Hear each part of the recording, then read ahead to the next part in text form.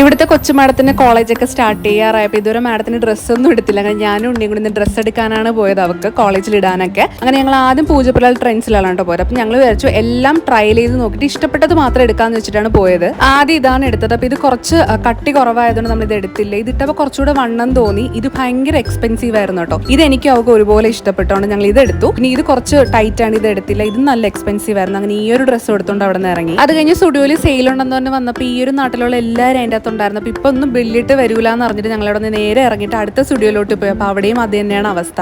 പിന്നെ നേരെ വേറൊരു ട്രെൻഡ്സിലോട്ട് വെച്ച് പിടിച്ചു. അവിടെ അത്യാവശ്യം നല്ല കളക്ഷൻസ് ഒക്കെ ഉണ്ടായിരുന്നു. ഇതെനിക്ക് അവർക്ക് ഒരുപോലെ ഇഷ്ടപ്പെട്ടു, നല്ല രസം ഉണ്ടായിരുന്നു. പിന്നെ ബാഗ് വെച്ച് നോക്കിയപ്പോൾ അവർക്കൊന്നും ഇഷ്ടപ്പെട്ടില്ല. അങ്ങനെ അതെല്ലാം കഴിഞ്ഞ് ഇറങ്ങിയപ്പോൾ തന്നെ രാത്രി. പിന്നെ നേരെ ഈ സ്പോട്ടിലോട്ടാണ് വന്നത്. അവിടെ നിന്ന് ഒരു നൊങ്കും കുടിച്ചതിന് ശേഷം ഞങ്ങൾ ബാഗ് വാങ്ങിക്കാനായിട്ട് പോയി. അപ്പോൾ അവർക്ക് കുറച്ച് വലിയ ബാഗാണ് വേണ്ടത് ബുക്കൊക്കെ വെക്കാനായിട്ട്. അപ്പോൾ എനിക്ക് ഈ ഒരു ബ്രൗൺ കുറച്ചുകൂടി ഇഷ്ടപ്പെട്ടുകൊണ്ട് നമ്മൾ അതാണ് വാങ്ങിച്ചത്. അത് കഴിഞ്ഞ് ഇറങ്ങിയപ്പോൾ ഈ ഒരു കടല ഉണ്ട്. പിന്നെ അതും വാങ്ങിച്ച് കഴിച്ചു. പിന്നെ അല്ലാതെ ചിലർ ഷോപ്പിംഗ് എല്ലാം കഴിഞ്ഞ് രാത്രിത്തെ ഫുഡെല്ലാം വാങ്ങിച്ചുകൊണ്ടാണ് വീട്ടിലോട്ട് വന്നത്.